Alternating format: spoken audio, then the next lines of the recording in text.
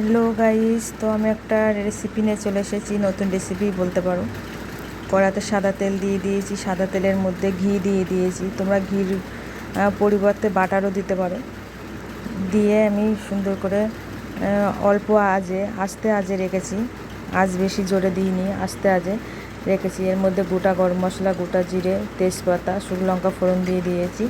ফোড়নটা সুন্দর হয়ে গেলে পরে ফোড়নটা দিয়ে একটা সুন্দর মিষ্টি গন্ধ আসলে পরে এর মধ্যে আমি আদা, রসুন, পেঁয়াজ বাটা দেব।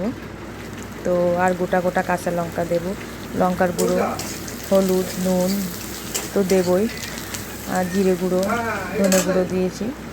তো আমি যেমন রান্না করি তেমনই দেখাই। আগেই বলেছি বন্ধুরা, আমি একটু দেখাতে ভালোবাসি, তাই দেখাই। যারা জানো তো সবাই জানে রান্না কম বেশি, যারা নতুন একেবারে তাদের জন্যই দেখানো। তো মশলাটা আস্তে আজে আমি অল্প সামান্য জল দিয়ে আস্তে আজে কষাবো।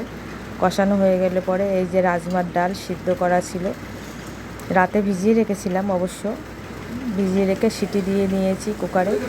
দিয়ে আমি রাজমার ডালটা কষিয়ে নিলাম সুন্দর করে, টাইমে একটু কষালাম।